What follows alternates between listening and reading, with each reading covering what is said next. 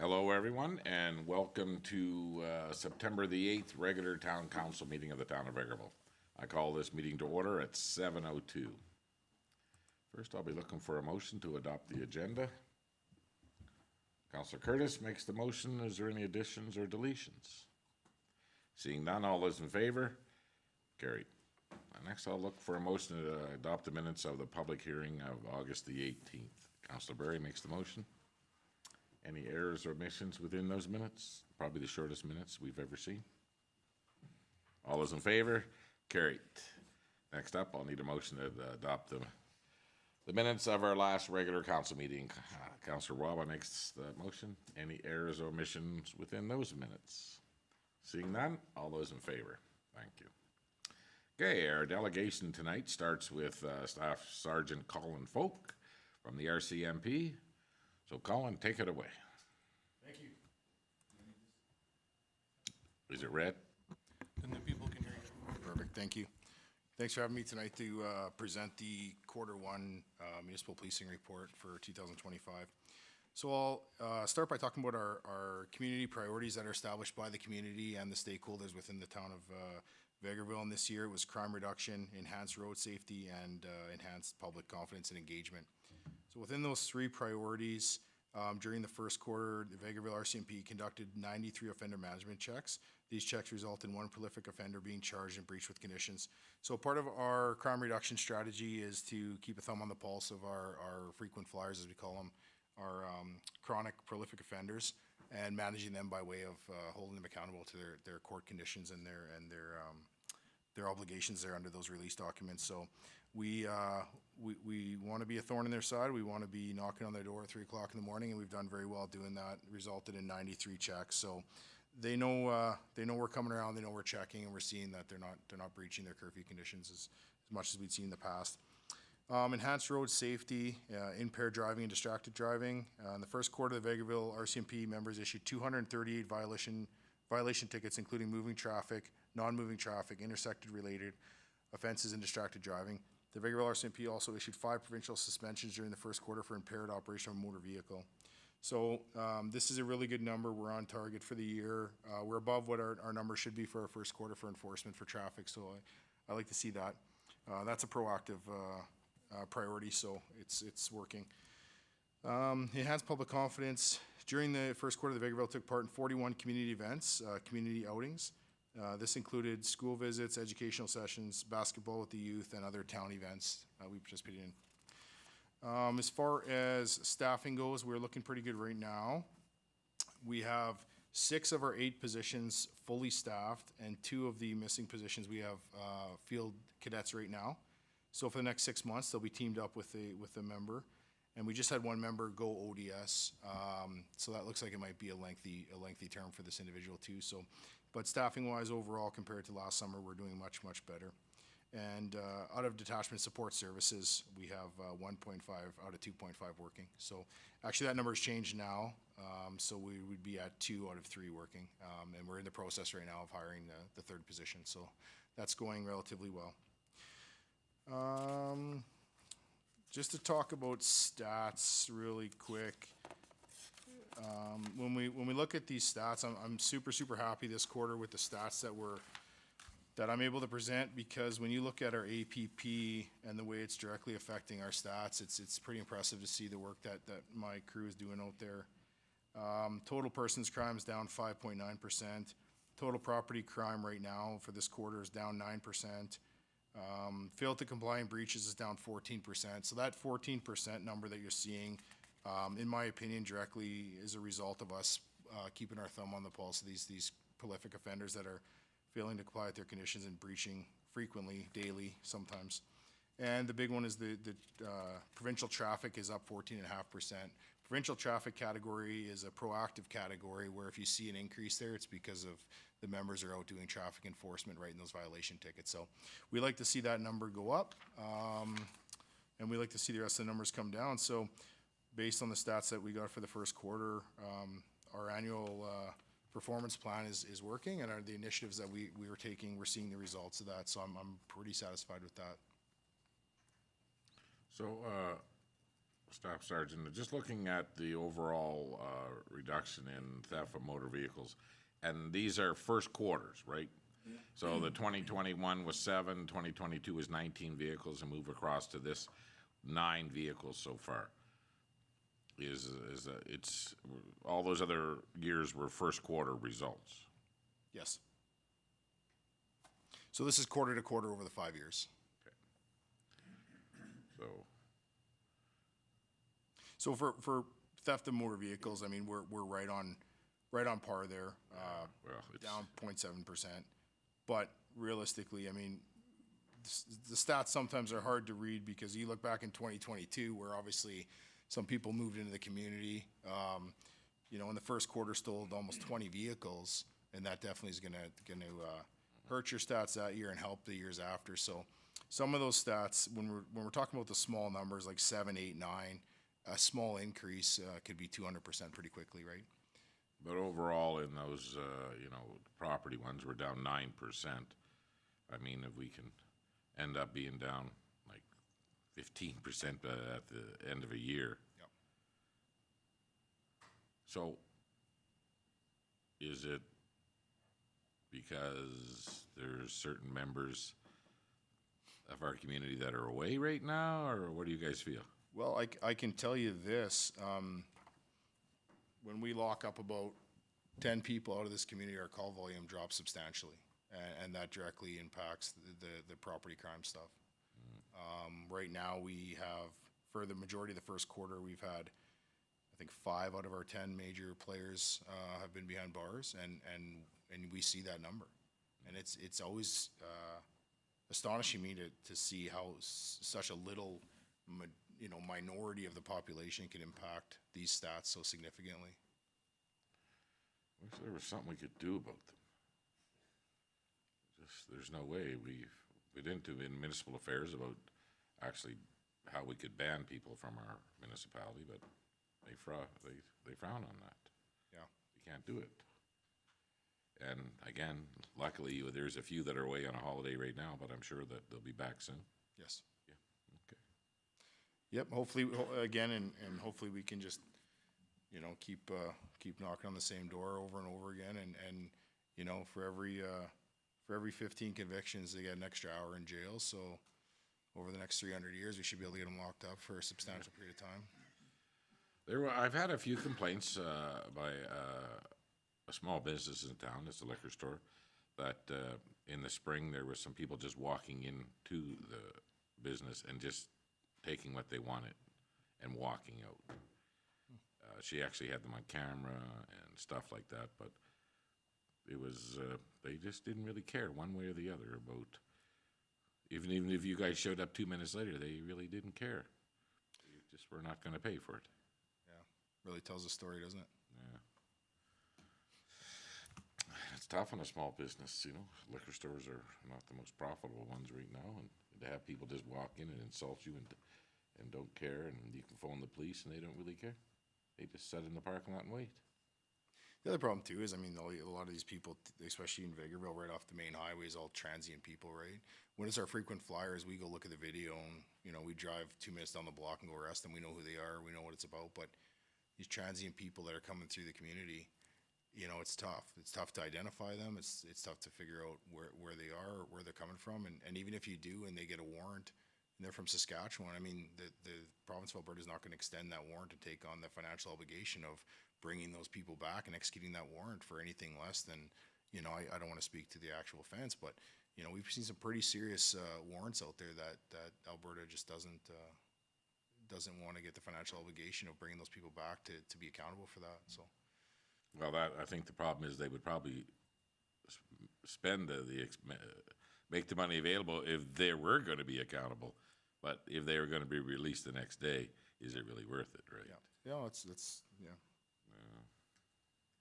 Well, that's good to see that the property crimes are down a little bit in the first quarter, that's for sure. Any other about this part, right? Anybody got other questions? Okay, you can keep going. That's it. That's all I have for you. No, you got more. I know you do. Yeah, it's a quick one. And I will bring the new members next week to meet everybody if that's still on the table. Hey, we got a meeting coming up too with somebody special coming to town. Yeah, on Wednesday. Our commanding officer, Trevor DeRue's coming. And do you know him personally? I do. Nice. Yeah. Well, we wanted to be the first to welcome him to his new position, so. Yeah, he's good. I think he's going to be really good for that role. He's been with K Division a long time now. He came from Calgary City Police as well. But It would have been nice if the commanding officer from the Northeast could have made it, but he's gonna come for a visit after that, so. yes, I think October 10th. Is that, he is coming there, right, Sandra? 7th? October 7th. Good. Yeah, he's pretty swamped right now. He's our superintendent, our assistant district officer, and he's the acting district officer right now. So he's wearing two hats, and he's extremely busy. So I know he was already had an engagement up at the Athabasca, I think, with Calling Lake and the MD of Opportunity, a meeting that day, so he couldn't get out of that. But our acting operations officer from EAD will be here as well. So You're not worried about the new guy coming? I'm ready to go anytime. When Trevor comes, and you haven't even seen my agenda yet, what I want to bring up with him. Let's keep it a mystery. At least that I can say I wasn't prepared. No, I think it'll all be nice. It'll just be nice to, make sure that, he understands what the municipality our size and the struggles that we have with Absolutely. affording the policing, and, we're supporting RCMP. We all do, and we just need to make sure that it's done as efficiently and price-wise as we can, so. There was a few. And that's the level that those talks need to happen at, right? So it's good that, in 20 years of policing and being an attachment commander at 7 different detachments in my career, I've only seen the CO come out to a community one other time in my career. So, Trevor's only been around a very short time, and he's trying to hit all these communities. So I think it speaks volumes to what he's about and his vision for RCMP. Yeah, well, we're very, very excited to have the meeting, and again, to start building that relationship and as we move forward, so. Okay, go ahead, Councillor Rudick. Just to tag in to what his worship was just talking about, it's great to be able to see the year-over-year stats and see that Q1's gone well. I wanted to make specific note to good relationship that you and your group with the RCMP officers has made to ensure that you're out in the community and very visible. It's been very obvious that there is a focus on that. And I also want to make a special note that we had our variance reports presented last week by Director Saskew, which made reference to some of the decrease in cost in policing, which is directly related to the very fine pencil detail that you've made in your role and cooperating with the municipality to ensure that we're not only getting the type of policing that we need, but we're paying for the policing that we're receiving. So we really appreciate that. So thank you for both making sure that your officers are present and you yourself are present and visible, and also ensuring that as a member of the community that you too benefit from making sure that that line item is accurate. So thank you. Thank you. Go ahead. This actually just falls very much in line with what Councillor Rudick was saying. Obviously, we have those conversations that have to happen at the higher level, but I would say that something that we're noticing just with your involvement in the community and starting to really know the community is some of the preventative side. I think there's a lot of opportunities where with you knowing how things are working, what events are coming up in the town, and that there's like very proactive planning versus us always having to be on the reactive after incident side. And I know that's really hard given the resources that you get left with. And I hope to maybe through more advocacy provincially and federally, somehow we see some other ways to help with that. But I think that preventative side and really getting people to know the community, it shows a lot. I think we saw that a lot during the fair, where you were very cognitive of the changes and challenges around a whole bunch of things going on at that time. And I just think we're very appreciative of that work. Thank you. Go ahead, Councillor Curtis. Thank you very much. Just looking down the stats there's common police activities, and there's one that's suspicious person, vehicle, property. Seems to stay pretty, even throughout the years. Is that residents calling and reporting that into you guys? Yes, yeah, that'll be reports of Suspicions. one of the two categories. And I see it does stay the same over the majority of years there. I see the 4% increase. I would like to see that about like an 80% increase, right? Because what that tells me is that we have the faith in the public to make those calls to us. Right. When they see something out in the, even not just specifically municipality, but even rural, when they see something that doesn't belong or a truck they don't know, that they're calling us just to say, hey, something's going on here, we should check this out. So again, I think that comes when you start building that trust in the community that the police are going to respond and going to take the call seriously. Right. People don't like wasting their time, and neither do we, essentially, right? But we want people to report stuff that's not right. I mean, people that lived in the community for 30 years know all of their neighbors, know everybody in the block, and when there's somebody walking down the street 2 in the morning that they don't recognize, I mean, we want them to make those calls. So we got a lot of work to do there. I'd like to see that number keep coming up. And I remember at the open house, this question was asked, and you had mentioned that you ensure that those people are gotten back to whatever the outcome is. Hey, we drove down the street, we didn't see anybody, or yeah, we apprehended somebody, or you make sure you guys get back to the people that call you. Absolutely, yeah. No, my expectation in the office is not one file is concluded without getting back to the complainant, at least saying we followed up with it, we did something. So that's my minimum expectation. Perfect. No, and that's just good for the public to know as well. So thanks. Yeah, without the assistance and without the heads up. And I know that people say, oh, no, I phoned and no one got back to me. But in actual fact, if there is a call placed, you guys follow it up. Yes. And it's part of it. We have to. It generates a file. It goes into the member's task queue. The member has to document clearly the action that they took on it, what the outcome was, that they updated the complainant, whether it's a voicemail because they didn't answer their phone or whatever it is, or knocked on the door and they didn't answer the door. At least an attempt was made, a voicemail was left. And then the member's going to conclude that file to a supervisor who isn't going to actually close out that file until those attempts are made. So, if people are calling in and making complaints and not being followed up with, it would be surprising to me, but it'd be something that I'd want to know for sure. We've seen a lot of vandalism the last couple of years in the town-owned facilities. And I know that we don't have a lot of cameras and coverage on these facilities and stuff. But have you been making any headway with any people in town that may be responsible for some of this vandalism? No, we spent a lot of time trying to pull cameras at the latest vandalism thing with downtown with the flags there. Yeah. Unfortunately, the one camera that's pointed directly at the thing isn't operable.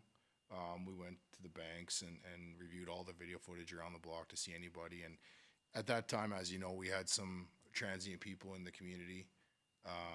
You can see people that we can identify. They're obviously out of the community walking back and forth for the majority of the night, but nothing substantial that can put them there, right? So those are really tough. They're really tough investigations. And without that CCTV footage, and honestly, even with it, sometimes it's tough.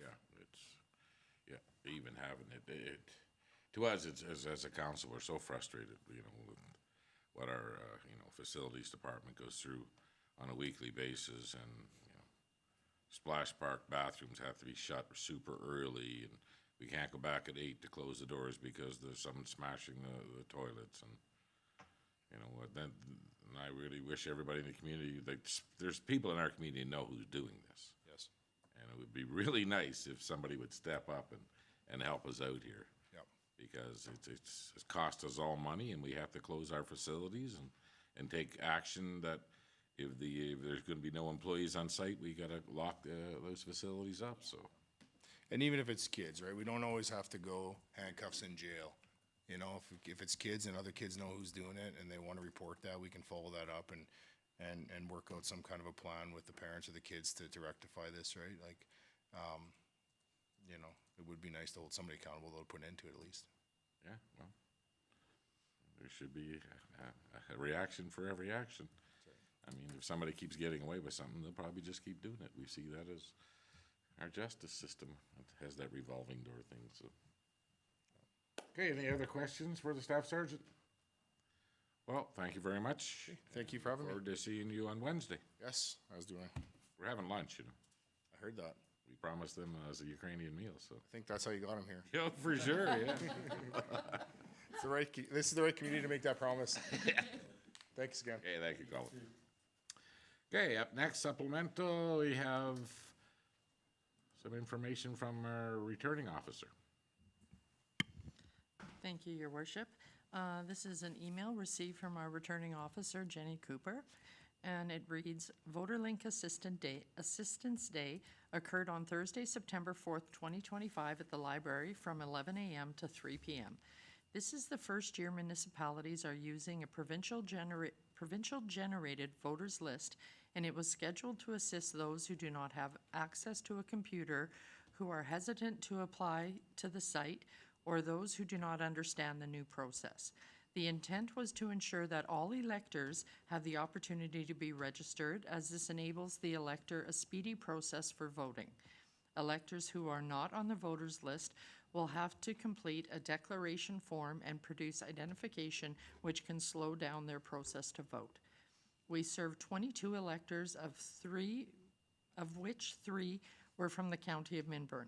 This was a new endeavor, and I expected the numbers to be much higher, but I am pleased the town offered this service to their electors. Thank you to Mayor, Council, and Administration and library staff for their support and assistance. Jenny Cooper, Returning Officer. I'll take a motion to receive and file. Councillor Bullock makes the motion. Any comments? Go right ahead. So I would like to thank Jenny for running this clinic that day. I still think it was very important. I actually had a couple people reach out to me about this, and I think potentially what they told me may be some of the reason that there was a few less people. When it first came out, it seemed like it might be a very daunting thing to get registered, and then as people went on and realized you could literally look on Elections Alberta, and if your name was there, know whether you're registered and click on through there, I think that may have alleviated some, versus when it first came out and was mentioned, a lot of people were like, oh my gosh, what all am I going to have to do? So I still think it was great that it was done, but maybe hopefully that's a sign that that people were able to get on and get registered. And we did a little test here and somehow found out that one of my sons who's voted before is not registered. So it was interesting. Really? Councillor Barry? Thank you.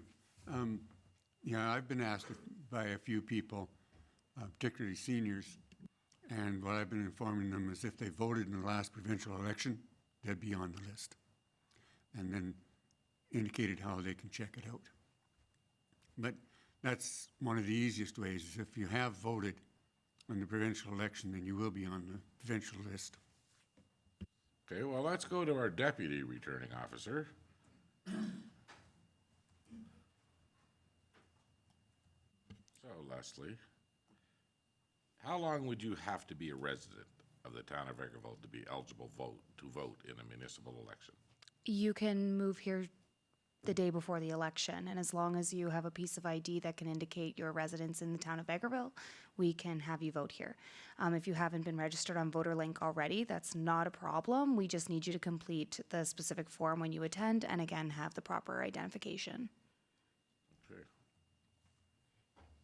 So if there's any more questions, they should phone the returning officer, Mrs. Jenny Cooper.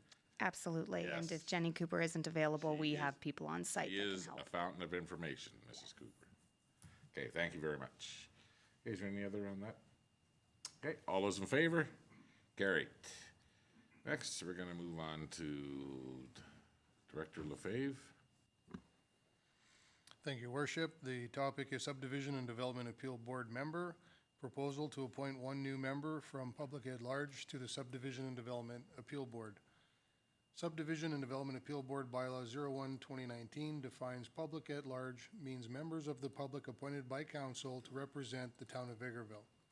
Municipalities must ensure that the SDAB shall consist of 6 members and 1 alternate, 1 elected official, 5 members shall be appointed from the public at large, and an alternate is 1 elected official. As we lost 2 members in May during the member refresh training, Planning and Development has been actively advertising for new members. On September 8th, 2025, Mike Malanka, a resident of the county of Minburn, submitted an application to serve on the Subdivision and Development Appeal Board. While Mr. Malanka does not reside within the town of Vegreville, he owns several commercial properties in the community. He believes that his background in property management and prior committee experience would make him a valuable asset to the board. The recommendation is that town council appoint Mike Malanka as SDAB member from the public at large. Okay, thank you very much. Okay, so right now I would need a motion on the recommendation. Councillor Curtis makes the motion. Okay, so now we can have some conversation. When is the training going to be available, Director Lefebvre? The training will be about the 4th to the 6th of October. I believe it's 3 or 4 morning sessions virtual. Okay, and the town of Vegreville picks up the tab for this training, correct? That is correct. Okay. I don't know. I think everybody knows Mike. He's a local resident of the county, and he owns quite a few properties in town, and he's been working in this area for his whole life. Was there any other comments regarding the motion for the recommendation? Go ahead, Councillor Bullock. I think anyone who's stepping up to put their name up is obviously going to be learning a lot when they go to take this course and have a good get a good understanding of what's required of them, and no matter what you think, you're going to learn something. Okay. Okay. All those in favor of the motion? There you go. You've got yourself a potential member. When you had a conversation with Mr. Malanka, did you make him the dates available for this course and stuff? I did not personally have conversations with him. We've received his application form Okay. just recently and gone through it, but I will talk with Caleb McCushion about it tomorrow morning to inform him of all the details. Okay, excellent. Thank you very much. Okay, next up we have some correspondence from Mayor Jackie Clayton from the City of Grand Prairie. Thank you, Your Worship. This letter is addressed Dear Chief Elected Official, and it's regarding working together to address electricity distribution rate disparities. Unfair electricity distribution rates are one of the most pressing challenges facing those within the ATCO service area. I know you are well aware of this issue, and it is a pressing matter for your community as it is for mine. We have been working diligently since we first discussed this issue together last fall, but I believe the time has come to grow our advocacy efforts. Our residents deserve coordinated action, and our collective voices to affect change. The current system, facilitated through various service areas by different companies with costs isolated to each service area, has resulted in a cost disparity that hinders investment and seriously affects the region's affordability. Large geographical areas with fewer residents per kilometer of power line pay significantly more than urban areas. Only the provincial government can address this through legislation, something they have done for both Calgary and Edmonton residents. The ATCO service area has the highest rates in the province, averaging just over $1,300 per household in 2025, compared to $385 in urban areas. This also affects property taxes, as our municipalities must make up for much higher costs from distribution fees. Many of us have undertaken numerous advocacy approaches in an attempt to have the province enact an equalized electricity delivery rate system across the province, recognizing the system's interconnectedness and the benefits of a connected system. We have received the support of local MLAs, regional partners, and in addition to Alberta municipalities, rural municipalities of Alberta, and ATCO themselves for changes that would lower prices. However, the government of Alberta has yet to act on the disparity. We know the ministers responsible understand the issue, but no solutions have been proposed. We are looking to change that by uniting all those that are greatly affected by it. We feel the best way to address the issue for those most significantly impacted is to unite. The government of Alberta needs to act now to support our economies and communities. We ask you to continue to advocate to your local MLA, the appropriate minister, and the Premier in your day-to-day advocacy efforts. If you need a draft letter to support your communication, please let us know. We have attached a 2-page backgrounder for your information. If we are unable to gain traction in this effort, we will consider further measures and advocacy tools. The time to find a solution in this debilitating issue is now, and I welcome your assistance in doing so. Should you have any further questions or concerns, please feel free to contact me at any time. Sincerely, Jackie Clayton, Mayor of Grand Prairie. Okay, thank you. I'll take a motion to receive and file on this. Councillor Lemko makes the motion. Okay, I think we're all very well aware of this. Luckily, when we were at Local Global in Medicine Hat this year, the minister was there himself. And through Alberta Hub and through the town of Vegreville, I addressed this issue. And he understands fully that ATCO services the toughest areas. And all the areas that all those royalties roll out of, every other municipality gets to share in. And they're the toughest to maintain with forest fires and stuff like this. And he is in favor of a postage stamp solution where everybody in the province pays exactly the same on distribution. The problem is that when he took it, the cabinet, he got shut down in cabinet, and he was very open about it. And the reason that I come up with, and I asked him, the reason is we don't have enough rural members of cabinet. There's not enough ministers from rural Alberta in cabinet. There's just too many from Calgary, is what the problem is. So he did communicate back to us later in a conversation at our table that he's not done. He is going to keep trying to find a different approach to this problem. So I think that we as municipalities should go ahead and support Jackie's City of Grand Prairie's efforts here. And every time you get that we get anywhere near elected official, we need to keep bringing this up. So I would like to put a letter together and send it to all the MLAs in northeastern Alberta and NAGO, Northeastern Alberta Alliance for Growth and Opportunity, has written a letter recently in support of Grand Prairie's efforts here. So we just can't back off right now. The minister is willing to support a postage stamp solution where everybody in this province pays the same, which they should, because they all get to share in the royalties where these lines run into. So let's put something together, and we'll CC the City of Grand Prairie, and we'll get it off to the minister. We'll CC our MLA and Minister. Yeah, but also Wood Buffalo, what's his name? Minister Jean as well, and all the MLAs in northeastern Alberta. Everybody okay with that? Go ahead. I would just, in our ledge meeting, we talked a little bit about this. I think it's really important to strike the balance of understanding that this isn't company directed.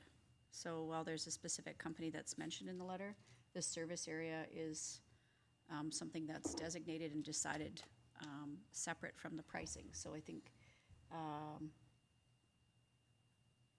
the wording of the letter needs to be very clear. So I think there are some pieces in the backgrounder document that have a better, they term it better than potentially the letter does, because I think it's very important. I mean, it's difficult to identify. The service area is serviced by ATCO, but this isn't an ATCO issue. This is remoteness and dispersed population issue, and that is the reality. It's much harder to service the area that we live in, and there are other areas that are even harder, as you referenced, those that have been burnt repeatedly and still need to be maintained. So, on average, ATCO is 6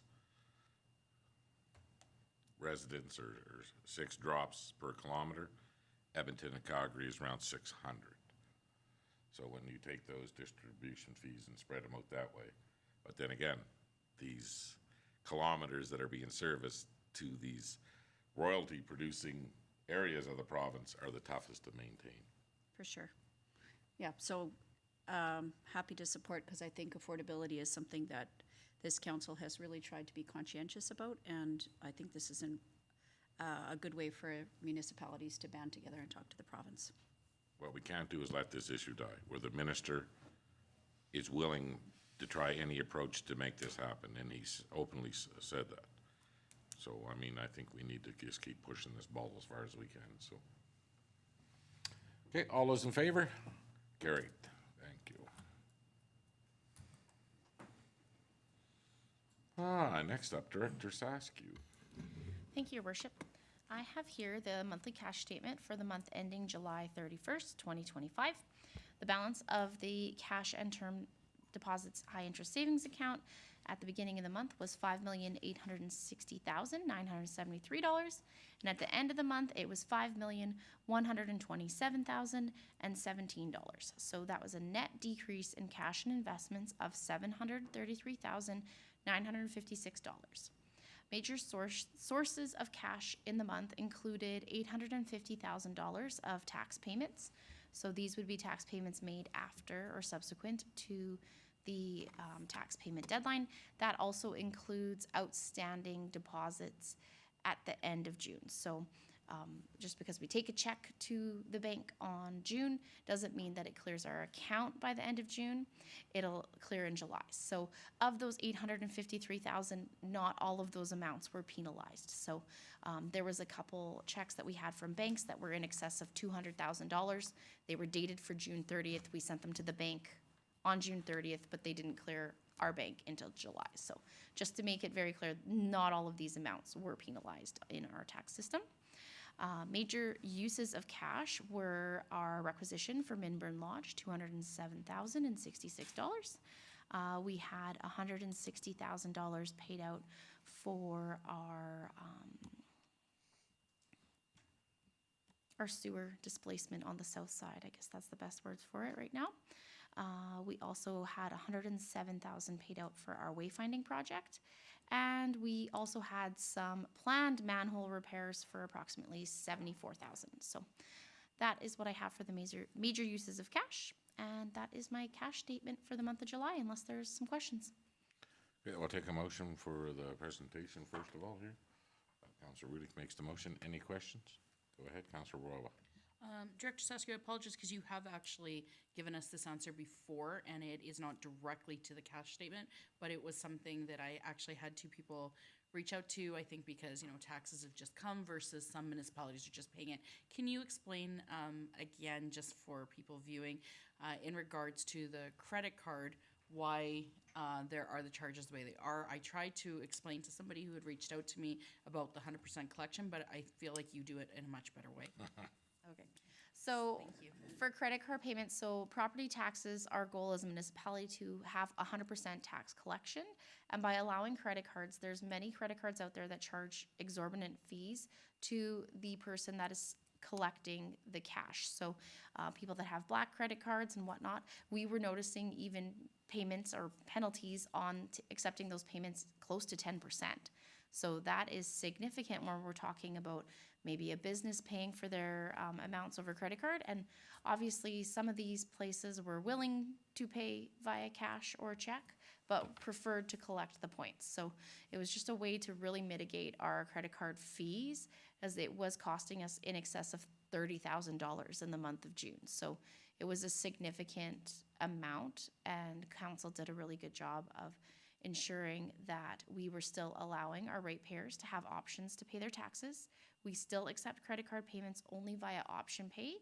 And so option pay, you type in your information, you type in your payment amount, and they actually, so to say, pre-authorize your card, and they determine if you have one of those high black cards with the high rates of points and fees, and they'll actually charge you a fee that is consistent with the fees that are charged to the ratepayer on your card. So with option pay, the town doesn't actually get any of the excess amounts that are paid on the card by the person that's paying their taxes, that is kept by option pay to cover the fees of their card.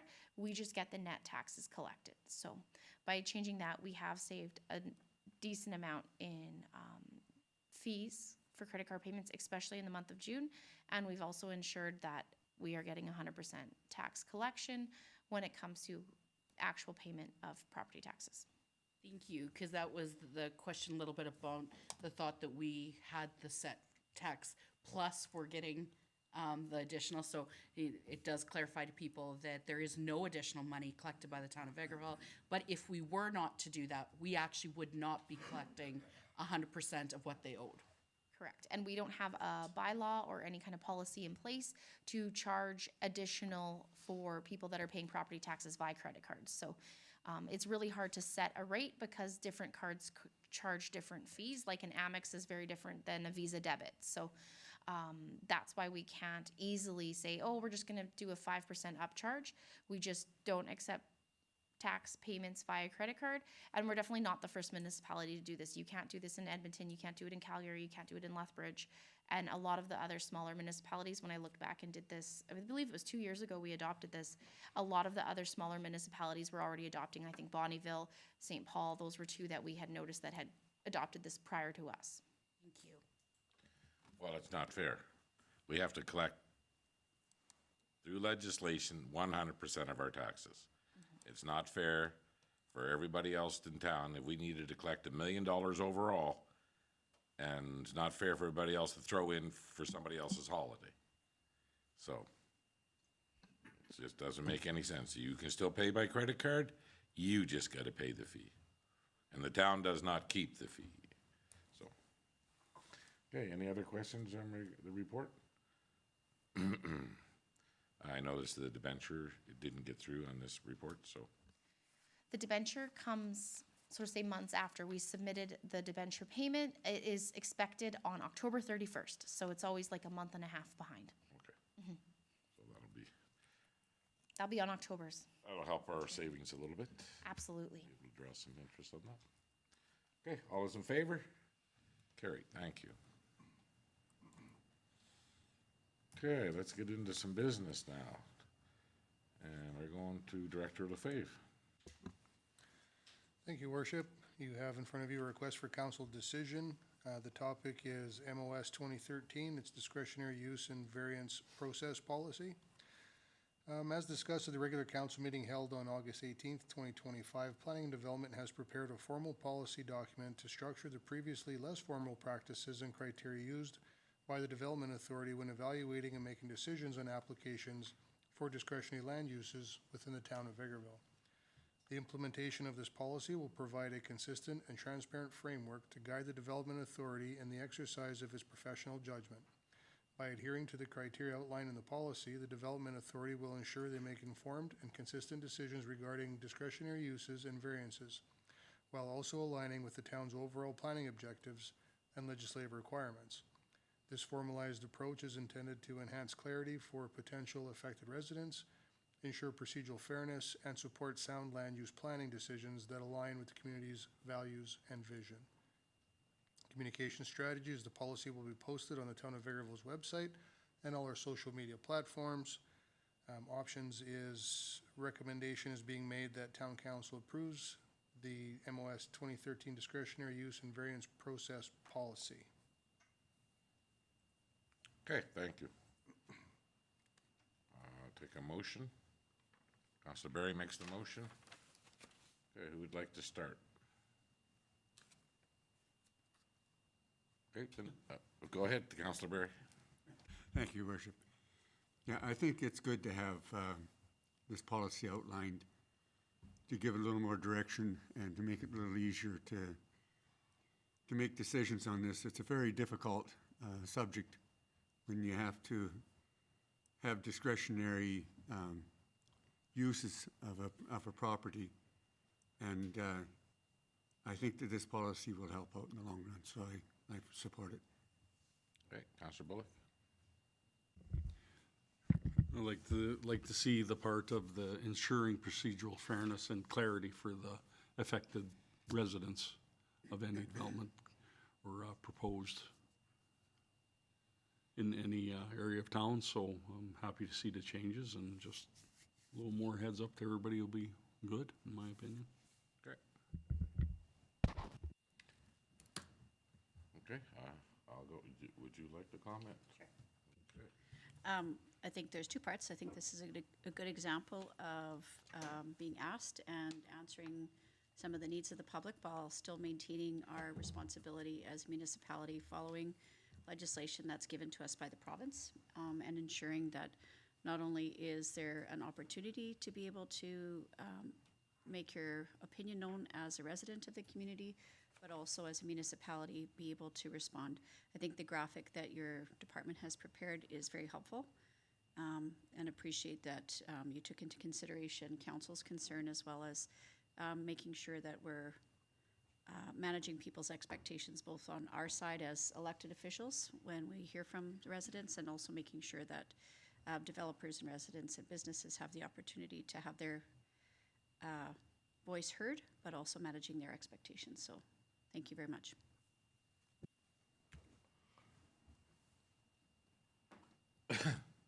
Okay, well, let me just say, but by introducing this new policy, it's not amending our land use bylaw right now, which we are going to be doing in the near future. So, but when you bring in amendments and stuff, this is the time that to make those changes, you need to bring in the whole land use committee and have everybody's opinion, the public's opinion and council's opinion, and planning and developments. But by introducing this new policy for right now, so discretionary use as we move forward before the document, and it's going to take a while to create this new document because they're not easy to put together, will help offset some of the complaints that we heard about they had to file for a grievance or for a hearing, you had to pay $500. They got notice after it was done. So they'll be getting a notice before any decision is made. Plus, the Director LaFay's department will go through all the checklists that the discretionary use, what the usage is, and take in consideration about the lay of the neighborhood and stuff like that. So this is not amending our land use bylaw. What this is a process, a policy change that'll help a little bit of clarity till we get to this long process. Because we just don't go ahead and to make amendments here. Amendments need to be made by the land use committee. So this, I think, is as good as we could do right now and move forward as quickly as we could on this. So, okay, all those in favor? Carried. And again, Director LaFave, thank you and your department for moving forward as quickly as you did on this. So, okay, you have another one here. I have 8.2.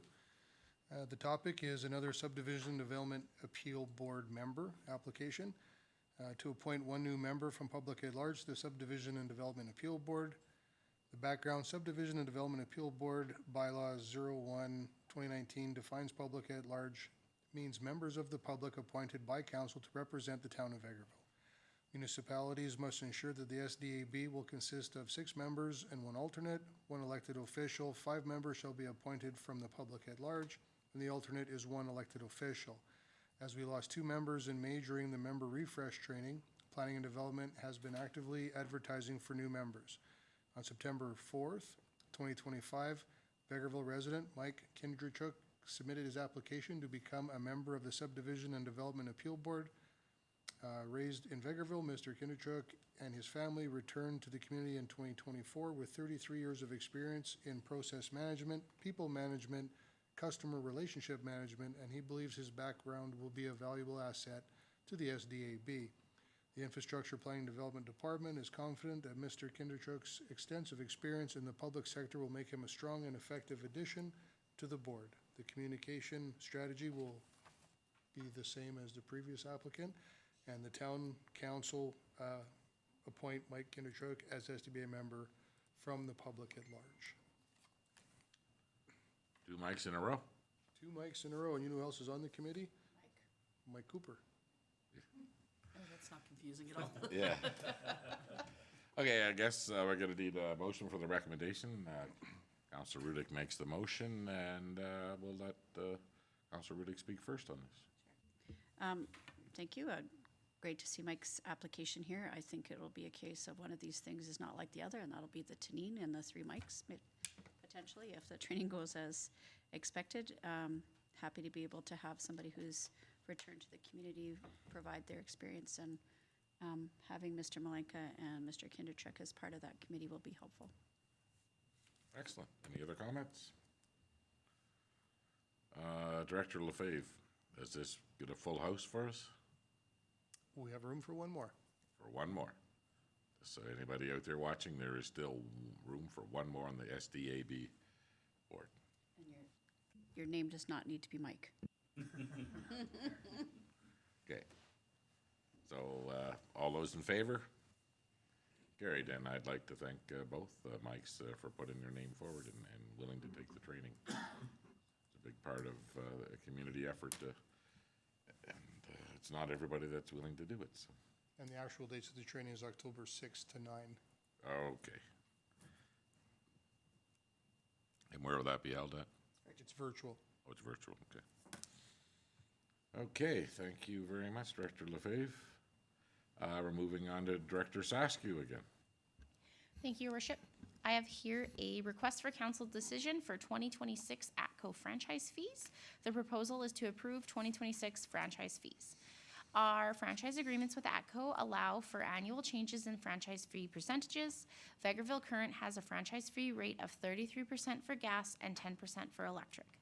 If the town wishes to amend the franchise fees, ATCO Gas must receive a request prior to October 31st, and ATCO Electric must receive a request prior to November 1st. The letters received from ATCO outline the projected franchise fee revenues at current rates for 2026. Below is a comparison of the 2026 projected revenues to 2024 and 2025 budget. 2026 projections remain stable, resulting in additional revenue of $20,745 for the town as compared to 2025 budget. So the incremental revenue for a change, a 1% change up or down, is $22,874 for gas, and ATCO Electric is $72,934. So for each additional percentage, we would get an additional $22,000 or an additional $72,000, or each additional percentage down, we would lose that same amount. As per projections, there's always a chance that it would change. The financial implication is the town of Vegreville will budget 2026 franchise fees in accordance with council direction.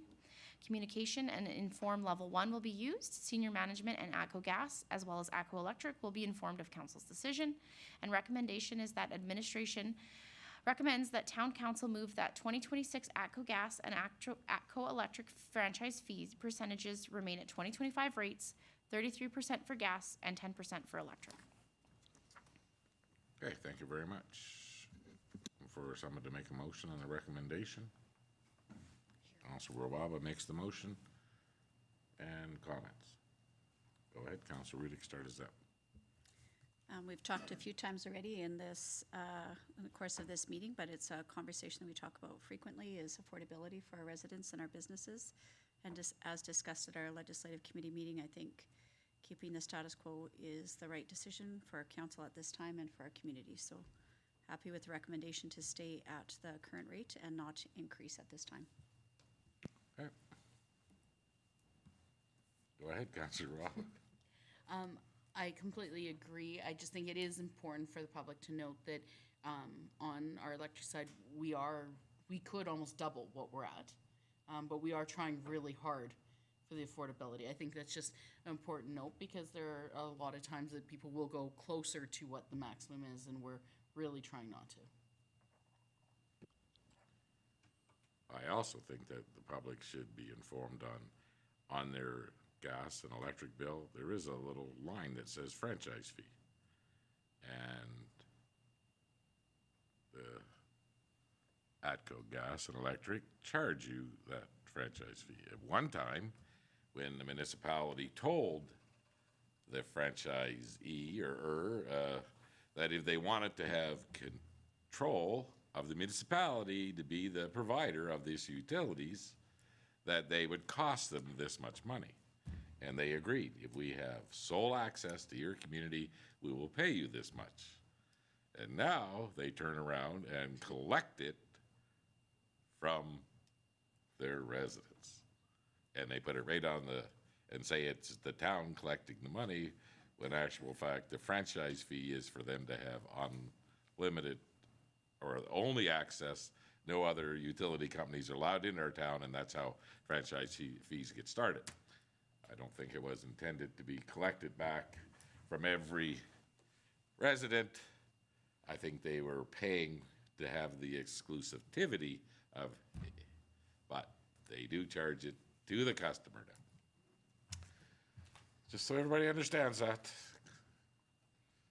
Okay, all those in favor? Carried.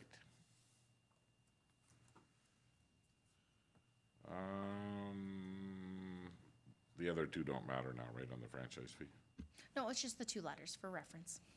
Okay, next up, CAO Ling. All right, thank you, Your Worship. Next up is the Assessment Review Board, the ARB member appointments. So this proposal is to appoint 2 members from the Capital Region Assessment Services Commission as members of the Town of Vegreville Assessment Review Board. So the background on this is in Bylaw 09-2018 establishes the Town of Vegreville Assessment Review Board. This quasi-judicial body hears complaints regarding property assessments and taxation matters. According to our bylaw, Town Council must appoint members by resolution. Administration is recommending the appointment of Mr. Ray Ralph and Ms. Darlene Chartland from the Capital Region Assessment Services Commission to serve on both Local Assessment Review Board and Composite Assessment Review Board for the 2025 hearing dates. Administration also recommends a one-time exception to Section 4, subsection C of the Assessment Review Board bylaw that reads, "The term of the appointment for all members to the Assessment Review Board shall expire on the date of the next organizational meeting." Administration is recommending that Mr. Ray Ralph and Ms. Darlene Chartland be appointed for a term expiring December 31st, 2025. Administration will be conducting a review of the ARB bylaw later this fall and will be advertising for new members to appoint and train in 2026. Financial implications. ARB members are remunerated in accordance with Bylaw 02-2018 Assessment Review Board's bylaw. So the recommendation before you tonight is that Town Council appoint Mr. Ray Ralph and Ms. Darlene Chartran to serve on both Local Assessment Review Board and Composite Assessment Review Board for the 2025 hearing dates, and furthermore, that Town Council grant a one-time exception to the Assessment Review Board Bylaw 09-2018 by extending Mr. Ray Ralph and Ms. Darlene Chartran's appointments to expire on December 31st, 2025. Okay, I'll take a motion for the recommendation. Councilor Curtis makes the motion. Any comments? Councilor Berry, how long is the training for this? Initially, it's at least 2 to 3 days. But I think that a lot of it's been virtual now, so it's condensed down. Refresher courses are shorter. But it's not a lot different than the other board. But it's if you pay attention to it, it's an open book exam as well, so really shouldn't be any problems. So you will be working with these new appointees? For the hearings. Yes. But I think that's the situation, is why you wanted a short term, is that we don't currently have sufficient members locally to form a complete hearing for the 8 or so that we have to have in November. So we have to go to the capital region, and these people are have already passed their exam and are board members. So they can just be appointed and be available for these hearings. In 2026, then new members locally would have to take the complete exam. But that's usually in February, March, in that range. How many members will we be looking for in 2026 to join this board? We will be looking for two or three members. It's up to council. There can only be a maximum of one council member that sits on an ARB. The recommendation is that they don't, that you don't appoint any council to an ARB board. But as Councillor Barry's currently trained, we make use of the fact that he is a trained member, so we will be looking for at least two. Any other comments? Okay, so this term will be over at the end of this year for these two. Okay.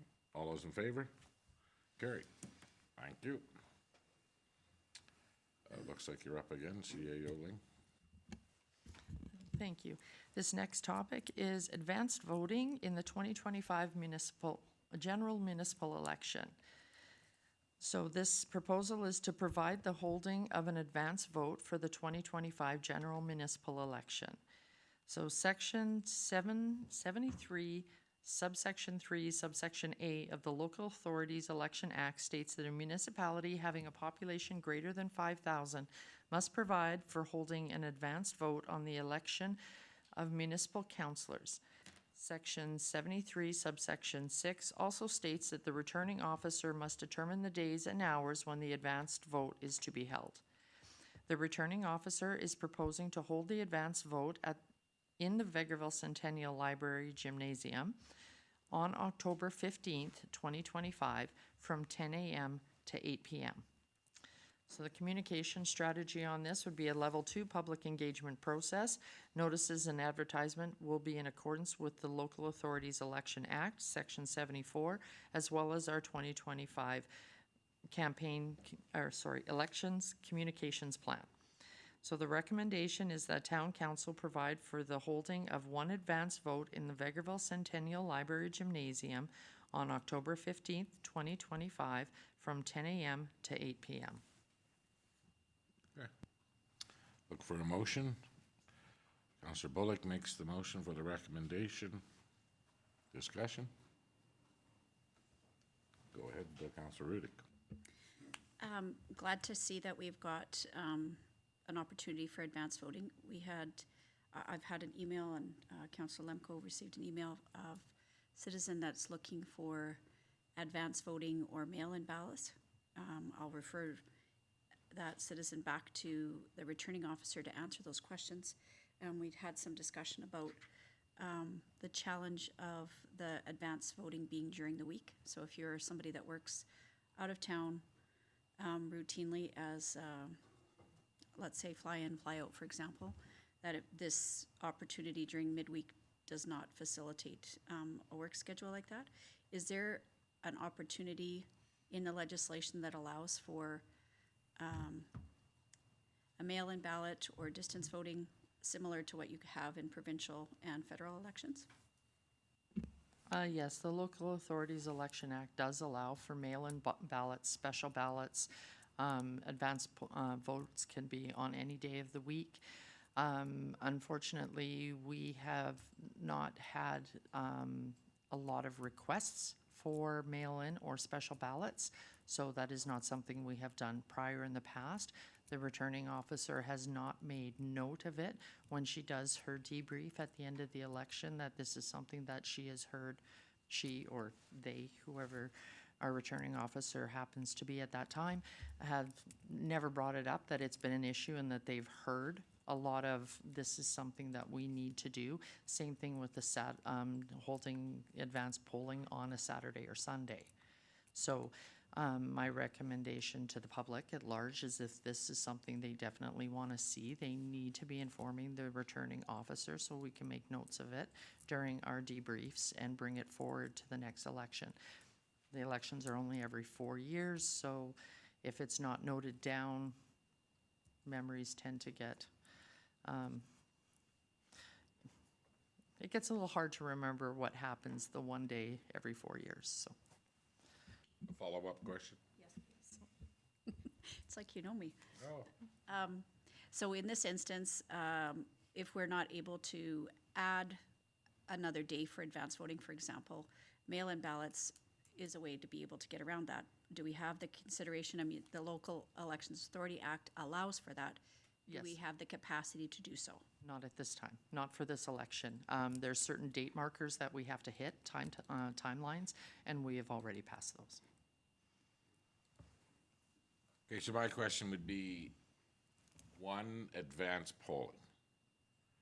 Is this the norm, or have we had 2 dates in the past? The only election that we had 2 advanced dates would have been during COVID. And we did that for the fact that with the social distancing and the amount of people you could have in a building all at once and everything, we had 2 days to make it a little easier on the election workers. And also knowing advance polls are fairly well attended, that we needed to be able to make sure that we were following all the guidelines that were put in place at that time. But otherwise, we've only ever had 1 day for advance polling. Okay, so a normal election runs from 10 a.m. to 8 p.m., Yes, and so will this advance poll. yes, So hopefully, most people that'll be home from work and that can't make the regular election night, that they'll be able to get to this. yes. Okay, is there any other questions?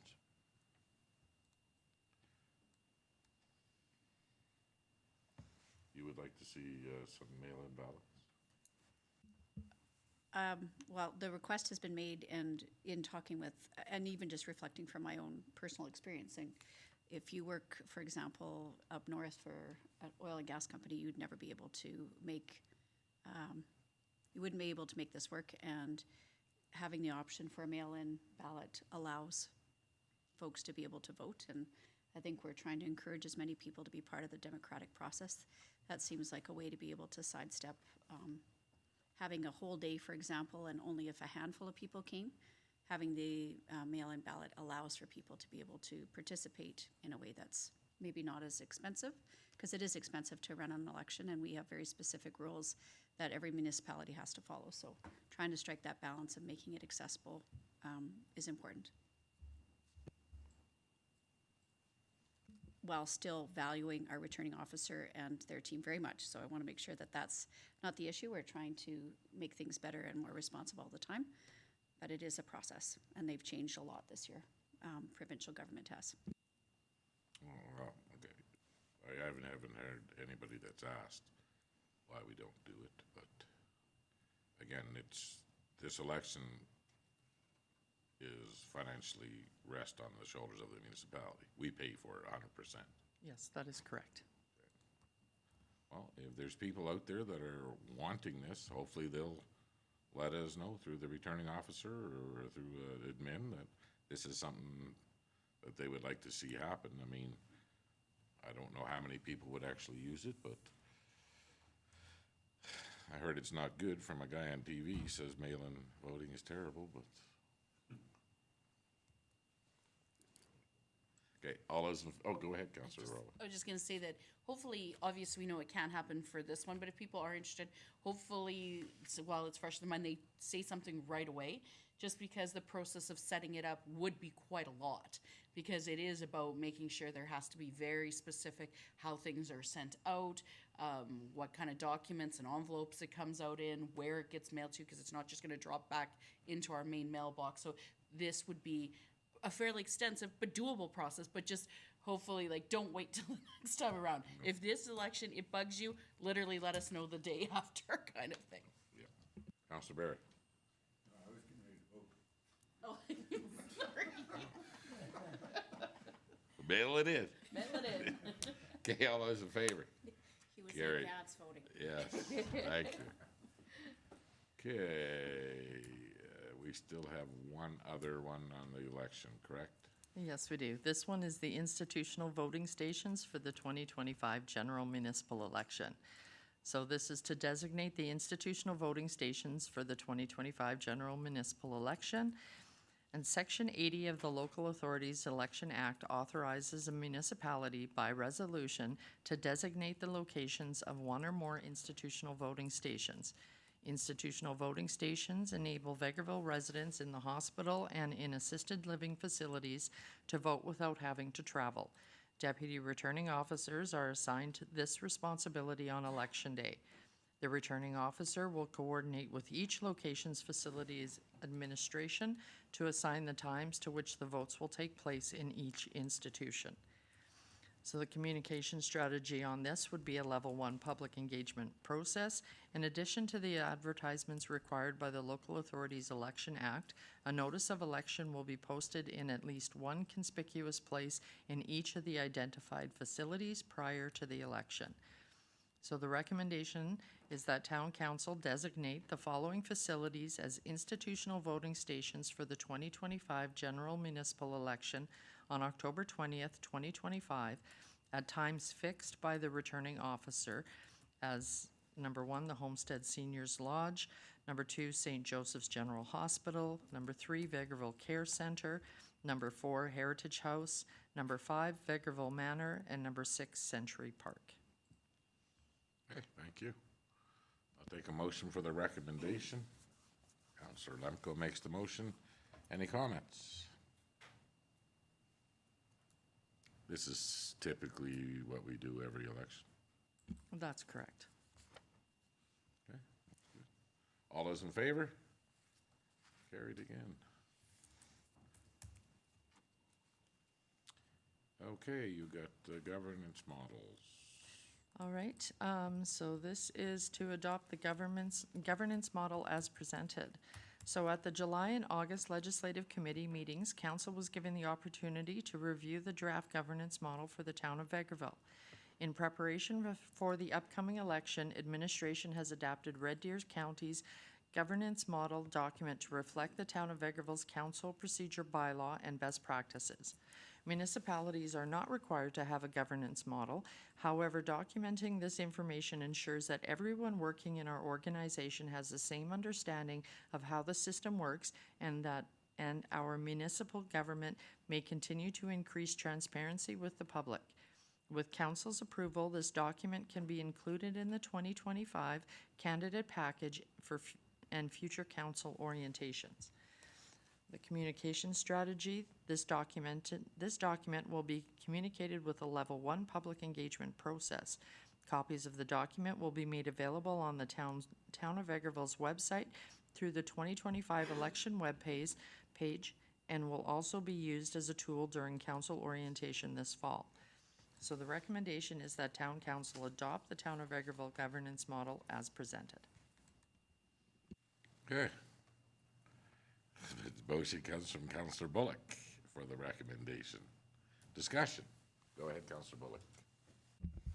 I personally really like the document because I think moving forward for any person that puts their name forward and gets to read this document understands how the motion will be done, and it's going to help a lot of people to refresh their memories. For anybody new coming onto council, it'll help them along. A quick document to go to look at instead of digging through the MGA to see what you actually can do or not. So I think this is a welcome document, and thank you to all the men who put the effort in on this. I think it's really important, and it's a positive step forward for this community. Thank you. Anybody else? Again, I'll reiterate what Councillor Bullock said. I think it's a nice document, and I think it's going to be useful, not just for people that want to run or for quick updates to those that have been here for a while, but I just think the general public is just looking at this governance model and they can actually understand a little bit more how we operate. Okay, seeing nobody their hands, all those in favor? Carried.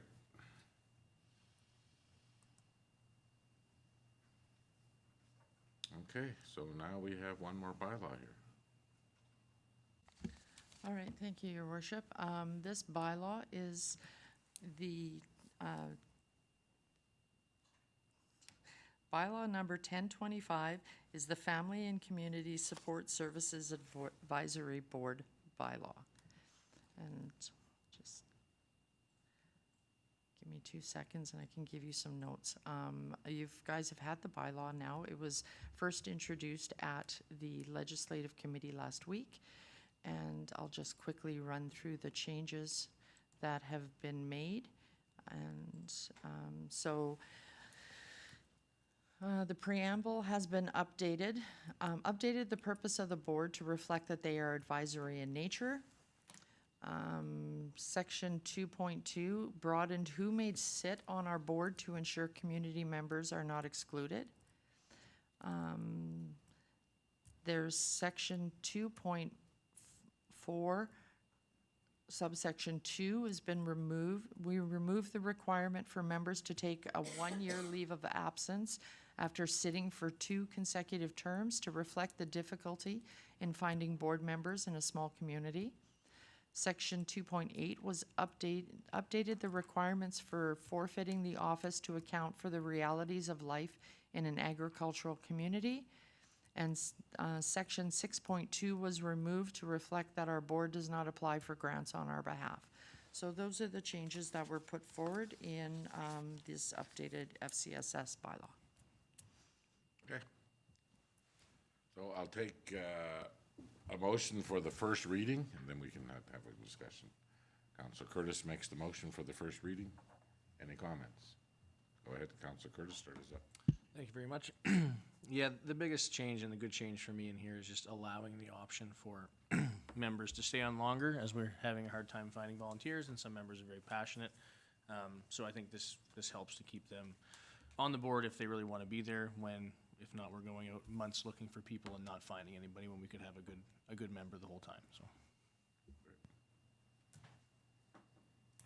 Yeah, basically, that's the whole gist, is just trying to keep the membership, that we have people that are involved already. We'll always be looking for members for this board. Okay, so all is in favor of the first reading? Carried. I'll need a motion for the second reading? No, you can't do it this one. Oh, go ahead. Councillor Berry makes the motion. All those in favor? Okay, I need a motion for unanimous consent to receive the third motion. There. I stole it. You did, you jumped right in on it. Okay, all those in favor of unanimous consent, thank you. And now the third and final reading. Councillor Rudy. I'll do that, sure. All those in favor? Carried. Make it so. Nice. Okay. Let's move on to council reports. Councillor Berry.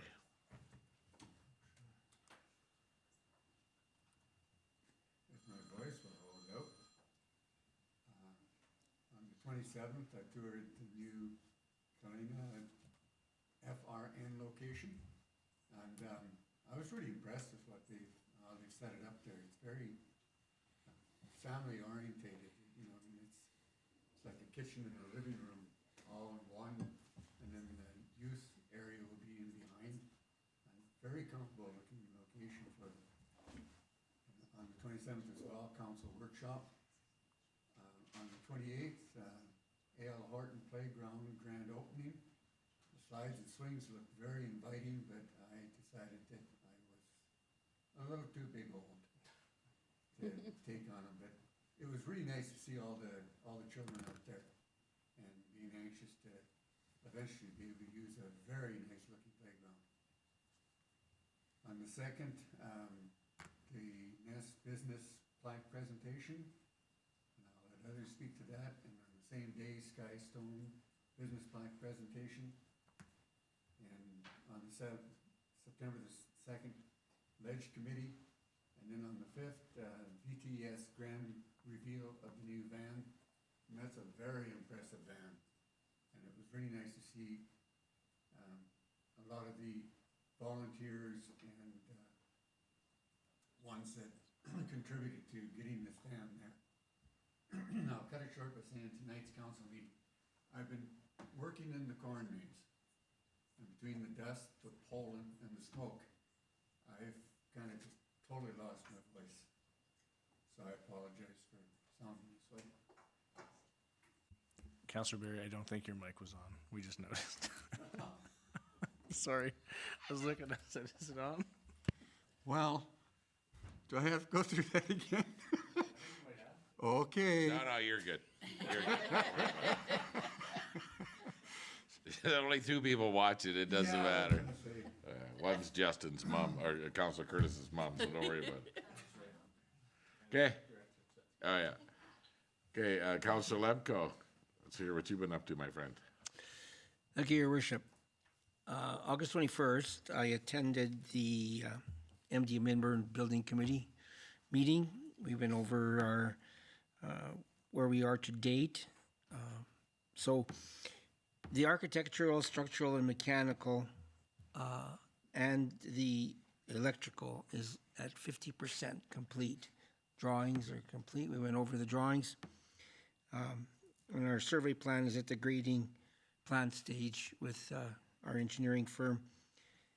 To date, the foundation has spent over $500,000 in getting to the state of having our prints and plans in place. As you're all aware, we submitted for a grant application. We were denied on this last intake. As we wait for the next intake, we have put the project in the pause state as of August 21st. It's no sense to proceed spending money that we don't need to spend. Our project manager and our architect said that the time from approval from the 50% to 100% stage would be about 2 to 3 months to start construction. That's how far we are ahead. And we're just waiting. We're fortunate, we did receive $150,000 seed funding from CMHC to help us with the project. So there's been a lot of work done, a lot of time spent, and now we're in the pause state waiting for the next intake and hopefully the approval for the new lodge, or in addition to our existing. 27th, I attended the council workshop. August 30th, I was at the Guinness Vegreville Egg and Spoon Race, where I participated as a participant. Managed to step on some other people's eggs, but I was able to get my egg from start to finish, and it was successful. That was very impressed with the process and how that all came together. And kudos to our team of people who put it all together. It was amazing to be part of, and all the people traveled from all over to participate in this. It was a great event and a beautiful day to do it. September 2nd, I attended the Nest plaque presentation, as well as the Skystone plaque presentation, where we give our plaques out for new businesses in the town. Even though these businesses have been here a while, it's just nice to get out and present them with a plaque so they can hang in their place of business. Ledge meeting as well on the 2nd, and tonight's council meeting. Thank you very much, sir. Next up, Counselor Curtis. Thank you very much. August 27th, the Kalena FRN luncheon. So again, I got to see the new space for the youth of the community to be able to have a place to go and things to do. And they set it up really nice in there. They did a lot of renos. And I think they're even giving some of the youth an option to pick some designs, help build some walls, some desks, etc. So some good projects all around. On the 28th, I also attended the Ale Horton new playground, and I thought there was going to be a mutiny because those kids waited a long time. And then the principal went down the slide, and then the kids took a photo and they went back in. And I said, "Oh my!" They were very well behaved. But it's a very nice playground, and a shout out to the Friends of Ale Horton and all the fundraising that they did. World's largest egg and spoon race on the 30th. I was there. I got to speak to the participants, and everybody's asking about results. So the results are going to be released tomorrow, so everybody can wait for that. Our media team will have that ready Right, Manager Brown? Thumbs up from over there. I also did some plaque presentations, so the Nest and Skystone as well. And also a reminder, these businesses were also recipients of the C1 incentive grant, so make sure if you are doctoring up the front of your business or getting a new sign, you can apply for that. I'm sure there'll be some new funding as well for next year too. And then I had the Ledge meeting on the 2nd and the council meeting tonight. Thank you very much. Councillor Bullock. Thank you, Your Worship. Mine hasn't been so colorful as everybody else's. I had September 2nd Legislative Committee meeting and tonight's council meeting. That's all I got. Thank you very much. Councillor Wawa. I thought you were going back the Oh, other I way, know. Ken, honestly. I actually was lucky a number of my committees and were on a bit of a summer break because I was on holidays for a good chunk of that as well. So I had the September 2nd and tonight's meeting. But I do have a couple updates that I want to bring from the September 2nd chamber meeting. Just make everyone aware, a few things to keep in the back of our mind. Of course, they're going to go ahead with the this year's Chamber Christmas party, a little bit more like the traditional format, kind of going back to cocktails and supper with a comedian. And I'll butcher the comedian's name. I think it's Sean, but it's Lacombe. Anyways, that's the comedian for the night. And it'll be December 12th. So everybody mark your calendars that's watching us tonight. And they're, again, back a little bit more to the previous year's formats with more of a Have they sit-down. booked the hall? I believe so, yes. As well, another event that they have is the Christmas Craft Market and Bake Sale, which has been going over very well. People are actually finding it really nice because it is in November. It's November 8th, and it seems to work good because there's a lot of pre-planners. I'm definitely not one of them, but a lot of people that like to get their Christmas shopping out of the way, and so they've been doing really well with that, so that is planned, as well as they are in discussion still about a potential fall career day. So those were their main upcoming events. As usual, they have a number of other activities that they're working on and planning, but also just a shout out, this year they did, in addition to Vegreville as well, attend the Lavoie, the Ranfurly, and the Mandera parades, and as they stated before, they're thankful for the assistance from the town, and the float is now in the Quonset. And that's all I have from them. Oh, thank you very much. Councillor Riddick. Thank you. August 19th and 30th, I think, was the date that I got to meet some of the folks from the Provectus team, so nice to be able to meet them.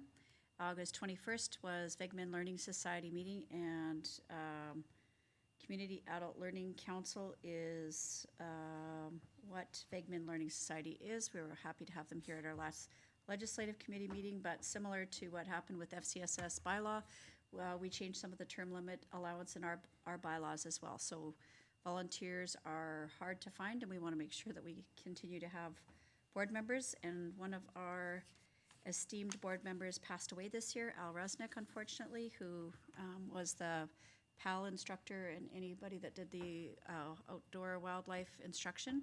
So unfortunately, Al passed away, and we also had Lorene Houle, who was an incredible board member and helped with a lot of our job search over the last year. She is moving out of the community, so she was here at a critical time, so we just hired a new executive director, so it's been fantastic to have her help, but we've got a few vacancies. If anybody's looking for something to add to their fall repertoire, it's easy meetings once a month. August 27th, I attended the Family Resource Network volunteer and supporter lunch and saw their new space. Again, very nice to be able to see them in a new location. Change is always hard when you have something like that was next door to preschool, and in speaking with the staff there and some of the families that were there, it's been helpful for having new frontage. People have been popping in off the street, and so they've been welcoming back their families as well as welcoming new families, which is entirely the point of having that resource there. And the support of the business owners, the mall ownership group has been incredibly supportive of their activities, and that's great to see because they've been really good for us trying to find tenants in that facility as well. August 27th, we had a council workshop. 28th, the Ale Horton Elementary Playground grand opening. First day of school, it was exciting. All of the kids were out there, all patiently waiting to have the ribbon cut. And then they got to line up and take a picture and then go back inside. So they were indeed very patient, but it was emotional for some of the parent council and some of the parents that worked very hard. It's a extremely expensive venture and one that hopefully lasts for the life of your students. Reflecting this was the first year in 25 years since we moved back to Vegreville that I didn't have a student to send to that school, or to school. But 25 years ago, we started fundraising for that playground when my oldest daughter started there. So playgrounds don't last forever, and really happy to see that that parent group was able to have that come to fruition. And the young gentleman who did his presentation to us was also very happy to see that it was open. September 2nd, we did, I had August 28th, Vegman Learning had their annual general meeting. So again, looking for board members and also just sort of a realignment of what they do in the community, and glad that we were able to bring that here to council, but also just to remind people what their mission is and what they provide to the community. September 2nd, happy to welcome the Nest and Skystone. Officially, they did have recognition for the C1 business incentive, but very nice to be able to go back to these businesses and see where they are a few months later and how entrenched in the community they are. I've been at the Nest a few times where there's no sitting room at all, and it's a busy place. And Skystone has a lot of finished features, including a replaced window that somebody may or may not have been able to provide, and they wanted to extend thank you to former business owner that may have had some information about. I knew where there was an extra one. They were very appreciative. I said that is. Same day service. Well, and you know what? This is the thing about living in a small town. September 2nd, Legislative Committee meeting. September 5th, taping for Talk of the Town with Vegman Learning Society Executive Director. And on the 5th, also the VTSS, Vegreville Transportation Services Society vehicle unveiling. And very happy to be able to officially unveil the van that's been on the road for a while and introduce the new driver to the community. There are two drivers, the driver that we've had for quite a while, as well as a new driver. So just sort of taking a look and making sure that everybody is aware of what VTSS does. They are bringing accessible and affordable transportation to qualifying Vegreville and area residents, which includes seniors, as well as those that demonstrate financial needs. So this has only been possible by the extensive help of volunteer organizations, and I'll just read the list because it's not very long. John Ted Wilson, in memory of Bob Carter, who was a tireless volunteer on VTSS for years.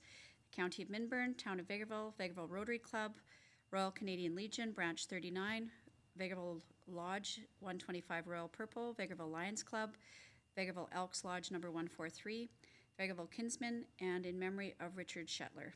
So really happy to be able to acknowledge all of those folks, and in the words of one of the family members and caregivers, the existence of this transportation made the care for her spouse that much easier and much less stressful, as she could call at any time and be able to be reassured that her husband would be well cared for and not have to worry about driving. So very appreciative, and again, great day to be able to have a piece of cake and recognize some of those fantastic volunteers.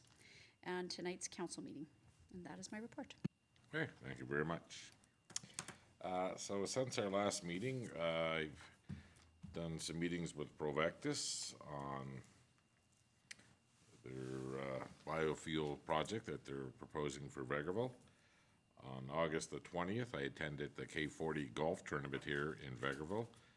We used to have a very large tournament at one time, and this tournament now is just for local residents, and it's called the George Sebest K40 golf tournament. George is a big promoter and ran that golf tournament for many years. We had teams from all over Western Canada used to come at one time for this golf tournament. And it was the big highlight used to be Tabor. K40 would show up with 7 big sacks of corn, and we would get at her pretty good. Anyway, it's nice to recognize a past member of our community, George Sebest, with the name of that new tournament, or the new format on that tournament. I had on August the 22nd, I also had another meeting with Provectus regarding an upcoming event that they wanted to attend. And on the 27th, I attended the workshop here. And on the 28th, I had the pleasure of bringing in a couple of industry leaders to the breakfast at the Social Center with our MLA, and the Premier was here, and one minister and a few other MLAs. And we had a very good conversation throughout the whole morning, and carried into the afternoon too, and we toured our new industrial park with both of the industry leaders and their financial teams, and it went very well. And since then, I have been out of town until last night. I had an opportunity to go and visit my son and spend some time with him and his family, so we just got back. But I do want to recognize FTS, the Vegreville Transportation Society, on their new van. I have seen it, and you say there is a new driver? Yes, they're, our experienced driver, Elsie, is still driving, and Tricia Bodner is the other driver, so they're sharing driving duties, so you don't know who you'll get, and we're working out how that works. 2 days, 3 days is kind of how it's working so far. During my holiday, I actually spent some time on the phone with Alex Coleman, former Mayor Richard Coleman's son, and then we were able to put out the social media post about the passing of Richard, and we lowered the flag here, and he was very, very moved by what the words that were said and the motions that the town did. He reached back out to me yesterday, or the day before, sorry, and thanking the town and the staff and every council for recognizing his dad in the way we did. And like, again, first time in public here, but I think everybody in this community owes a big thank you to Richard for all the years that he put in here. So I was not able to attend the world's largest egg and spoon race, which is terrible, but I had to move my holiday up 2 days because I was losing 2 days on the back end with my family. So I'm happy to see that there were some plaques, but they were taken and presented while I was gone. Are we all caught up? No, What? I still have a few I'm arranging. Okay. Well, you guys know that everybody gives me the heat. I know. Yeah. Yeah. Well, I'm not going to put up with this anymore. Okay. Okay. Anyway, it was very nice that you guys got those done, and the Nest and Skystone. Congratulations, and looks like you're both businesses are doing well in our community. So, and I wanted to congratulate the Friends of A.L. Horton Playground too. I couldn't make it to that event, but I know they've been here a couple times and asking for funds, and we offered that we could help in kind through project management or through some services that we could provide. And I don't think that happened at all. They did not ask for that, but again, congratulations that that committee stuck with their goals, and that's it. I went by and looked at it. It's a very nice playground. So, okay, that's what I have. Thank you all for your reports and what you do every day out there. Is there any other business of council? Did I miss anything? No? Made a whole meeting. Nice. Okay, well, we do have a couple of closed session items that are regarding some land issues, so I will take a motion to go into closed session. Councillor Lemko makes the motion at 8:40. All those in favor? Carried.